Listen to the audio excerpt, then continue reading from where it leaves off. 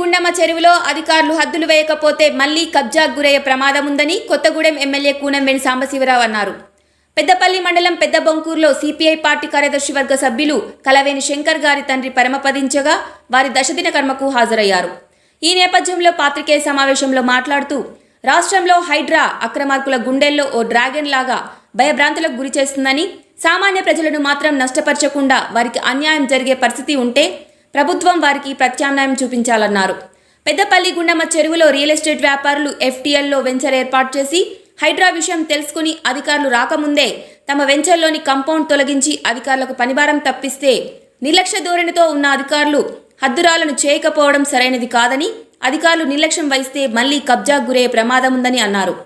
ఈ కార్యక్రమంలో సిపిఐ రాష్ట్ర నాయకులు వాసిరెడ్డి సీతారామయ్య, మర్రి వెంకటస్వామి, పెద్దపల్లి సిపిఐ పార్టీ జిల్లా కార్యదర్శి తాండ్ర సదానందం, గౌతమ్ గోవర్ధన్, కొయ్యడ సృజన్ కుమార్, మునీర్, వీరభద్రం, సమ్మయ్య, ఆరేపల్లి మానస్ కుమార్, చంద్రగిరి ఉదయ్ కుమార్, కల్లెపల్లి నవీన్ తదితరులు పాల్గొన్నారు. హైడ్రాకు సంబంధించి మొట్టమొదట సిపిఐగా మేమే స్పందించాం. అప్పుడెప్పుడో ఫస్ట్ వరంగల్లో స్పందించినట్టున్నాం. ఏమని స్పందించామంటే హైడ్రా వ్యవస్థ మంచిదే, కానీ ఆ వ్యవస్థ పేరుతో సామాన్యులకి ఇబ్బంది కలిగించదని చెప్తున్నాం. పెద్దాళ్ళు నువ్వు పగలగొట్టినా మళ్ళీ కట్టుకుంటారు, లేదా ఇంకో చోట కట్టుకుంటారు. ఈ సామాన్యులు డబ్బులు ఇచ్చి కొనుక్కున్న స్థలాలు ఎక్కువ మంది, లేకపోతే పేదవాళ్ళు వేసుకున్న గుడిసెలు.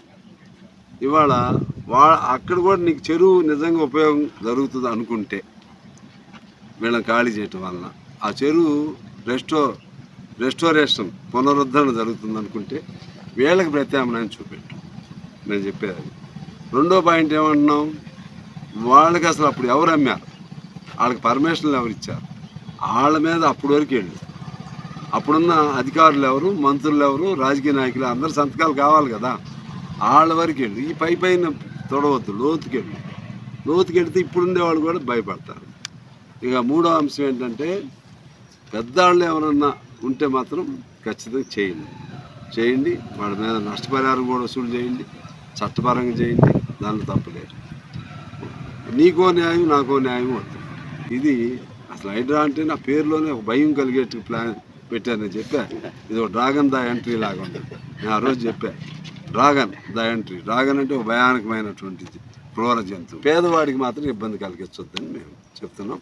మీ గుండమ్మ చెరువు ఇక్కడ ఏదో మన పెద్దపల్లిలో మంచి డెవలప్మెంటే, వాళ్ళు తీసేసుకుంటున్నారు అంటున్నారు, సంతోషం. దాన్ని క్రమపద్ధతిలో మరలా మీరు ఎవరు రాలేదనుకోండి, లైట్గా తీసుకున్నారనుకోండి, ఇవాళ తీస్తారు, మళ్ళీ వేసుకుంటారు. తీసుకున్నప్పుడు వెంటనే దాని మీద వచ్చి ఎంత మేరకు ఉందో సరిహద్దులు పెట్టుకుని, నీకు గవర్నమెంట్కి చెరువు అయితే చెరువుకు ఉపయోగించుకుని, మీకు కావాల్సింది మీకు ఉపయోగించుకుని గవర్నమెంట్ సీరియస్గా చేయాలి. రాష్ట్రంలో హైదరాబాద్ అనేది పెద్ద మేమే డిమాండ్ చేసాం. ఇట్లా ఈ కబ్జాలు లేకపోతే ఇదేది వెంచర్ల పేరుతో ఫంక్షన్ హాల్స్, దాన్ని ఏమంటారు, ఫామ్ హౌస్ల పేరుతో ఫామ్ హౌస్, ఇవన్నీ నువ్వు వసూలు చేయి అని చెప్పి నేను మొదటి రోజు మీటింగ్లో చెప్పాను.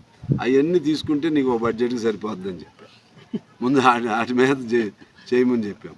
అవన్నీ చేస్తే మేము we are not opposite to that, but at the same time common man cannot be suffered, cannot be affected.